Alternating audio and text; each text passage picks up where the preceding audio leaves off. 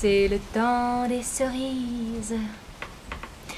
Mon voisin m'a offert gracieusement cette montagne de cerises. Et je n'ai pas osé lui dire que j'ai horreur, mais alors horreur des cerises. Hegel, le philosophe allemand Hegel, avait une expression très éclaircissante, la ruse de la raison. La ruse de la raison, pour dire en gros, en gras et en gris, qu'à chaque fois que la raison sert son intérêt personnel, elle sert indirectement l'intérêt universel. Donc tout petit calcul est absorbé par un grand calcul que les hommes n'ont pas vu, mais que leur histoire a prévu. Ça me donne une étrange envie. L'envie de me forger une expression pour couvrir certains événements en cours. Mon expression, c'est la ruse du sentiment. La ruse du sentiment qui va opérer une petite inversion, pour ne pas dire une diversion, puisqu'il s'agit, pour certaines aspirations individuelles, de se faire passer pour des aspirations universelles. C'est l'art de faire semblant.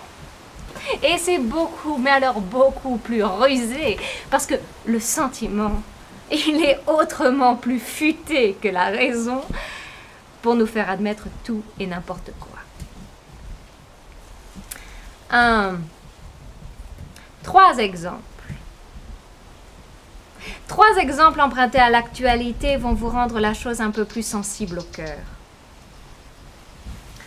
Le xénophobe. Le xénophobe, il a changé de profil. Il ne veut toujours pas des étrangers, mais non parce qu'il les hait, non. Parce qu'il les aime. Il les aime, les étrangers, désormais. Et c'est dans leur intérêt qu'il leur ferme la porte au nez, pour que la main visible ou invisible du grand capital ne leur fasse pas encore plus mal, en les exploitant au noir.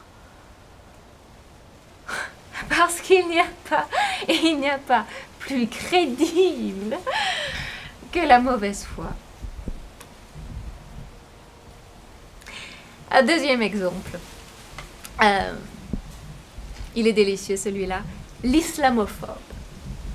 Alors l'islamophobe, il n'a absolument rien, mais alors rien contre l'islam. Il n'en veut pas aux musulmans, non. Il en veut aux islamistes, à tous ces terroristes en puissance. Et chaque fait divers lui donne raison ou le conforte dans son sentiment de rejet qui s'amplifie au fur et à mesure jusqu'à devenir une guerre réelle. Et voire nécessaire, une guerre nécessaire contre l'islam. De sa nourriture à sa littérature, on n'en veut plus. Donc, des extrémistes. L'Occident en fabrique pourtant chaque jour pour justifier l'action menée qui consiste à tout mettre dans le même panier. Et l'islam devient la bête noire.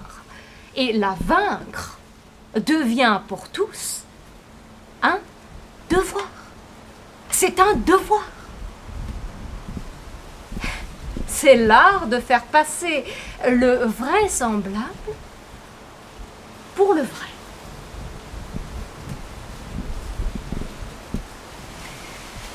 Troisième exemple. L'homophobe. Bon. Qui craint les homos? Personne. En revanche, les homos ont tout à craindre de tout le monde. Donc il faut les protéger. Et c'est ce qu'on a fini par atteindre comme palier. Il n'y a pas plus universel que le particulier. C'est la fausse peur qui a fini par faire vraiment peur et par mobiliser les foules et favoriser le mariage pour tous. Quand tout le monde se ment, on appelle ça vérité. Eh bien moi j'appelle ça la ruse du sentiment, qui peut transformer n'importe quel fait isolé en un droit bariolé. Faisons semblant d'avoir peur. Et il n'y a pas mieux pour renverser certaines valeurs. Conclusion. J'ai l'impression que mon expression est plutôt adéquate. Et elle rejoint celle de Hegel. Attendez, pour réconcilier les deux...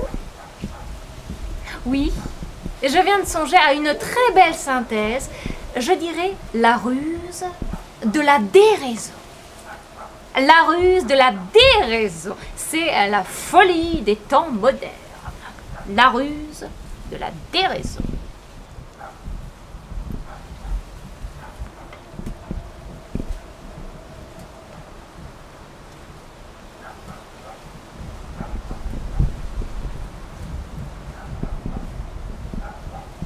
J'en mange parce qu'il me regarde. Je voudrais pas me le mettre à dos. Bonne chance.